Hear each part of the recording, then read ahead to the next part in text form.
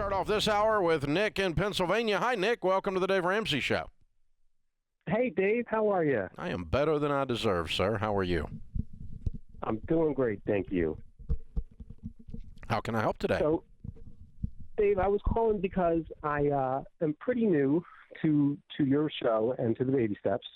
As a little background, I'm the husband in a family of 5. We're homeowners. We have about $71,000 in student debts. Ooh. We owe about $9,000 on a car. Mm-hmm. And between my wife and I, our take-home pay is about $9,400 per month after tax. Good. So my question is that my income has been a little bit more variable lately than I'm comfortable with. And having 3 small children at home, I'm wondering if there would be any reason that I should consider switching the order of steps 2 and 3 in the baby steps so that I could save up a reserve cash in the event of a potential emergency need for that money. Yeah. Well, sometimes people do that. We have not seen it to be successful. And and here's the reason. Part of what gets you out of debt is that you're angry about being in debt and you're scared about being broke. And that anger and that fear drives you to extreme focus, extreme levels of sacrifice to get your butt out. How old are you? I am 31 days. Yeah. So you've been bebopping along for about 6 or 7 years being normal. And it's got you $71,000 and $9,000 in debt, and you hadn't moved the needle. That's not a bad thing. That just makes you a normal person. But what you're discovering is normal's not really going to work for your future. You want excellence in your future.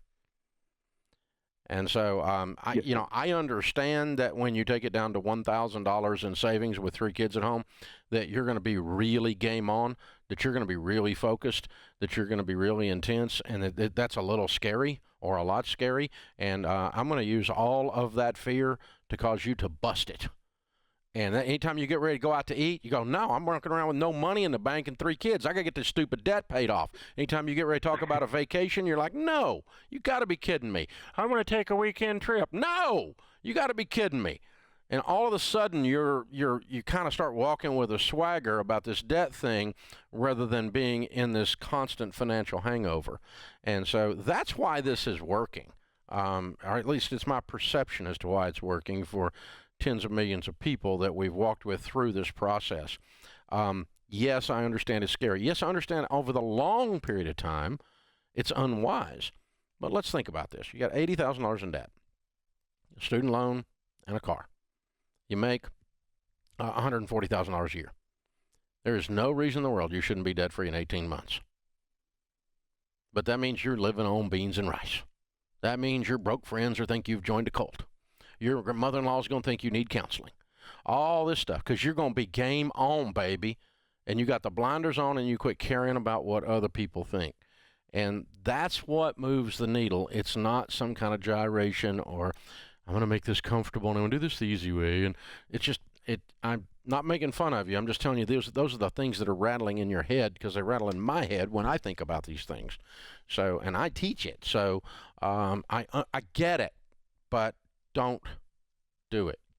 $1,000 baby step 1.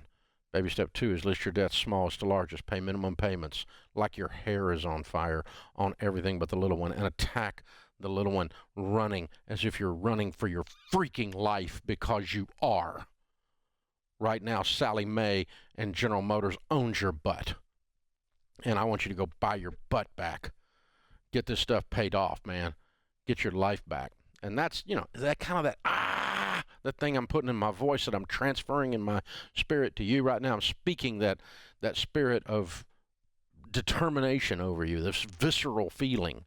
And there's a whole lot more to that in getting out of debt than there is trying to figure out an angle or a math thing. And I'm always trying to figure out an angle or a math thing because I'm a math guy. But there's no shortcut to any place that's worth going, and bust it. That's what I would tell you to do. It's a great question, though, as a new listener, and thank you for asking it, and thank you for letting me step up on my preach box for a minute there and preach, because it's good for all of us to be reminded what is happening here on the show and the people that are actually doing the things that we talk about on this show. And what's happening, folks, is that we discovered 25 years ago, after I was doing financial counseling, I would sit down with a couple, and that's all we did was financial counseling. I sit down with a couple that was almost bankrupt. I would lay out a full game plan in detail that all the math worked on, where they could pay their bills. They could turn it around. In 3 months, they'd be current. I would work out a deal with their mortgage company. I'd work out a deal with their car company, and they were behind. They would pay a payment and a half, get caught up, and it was all laid out. And they would go home, and 3 weeks later, they would surrender and file bankruptcy. It was all laid out. I did all the math work. Why didn't they do it? Because I sent them home from that meeting with the same habit patterns that they came into that meeting with. And I tried to fix habit patterns with math. And it was really frustrating for me because I'm a math guy and I want to fix everything with math, and it's not a math problem. If we were doing math, people, we wouldn't have credit card debt. This is not a math problem. I mean, who in their right freaking mind would ever walk into a payday lender at 840% interest if you were doing math? It's not a math problem. This is, I'm scared crapless. I can't even breathe. I don't know what I'm going to do. And so I wander into this place and I get ripped off by one of these payday lenders. I open up a credit card and I buy a pizza on a credit card, and I'm 19 years old in college, and I come out of college with as much credit card debt as I do student loan debt. This is normal. Personal finance, we discovered, is not a math problem. It's 80% behavior. It's 20% head knowledge. You already know what to do, and you have to change your behaviors and change your habits, and when you do, your life will change. Be not conformed to this world, Romans says. Romans 12:2, one of my faves. Don't be normal. Normal sucks. Be not conformed to this world, but be transformed. Transformed. How are you transformed? The renewing of your mind.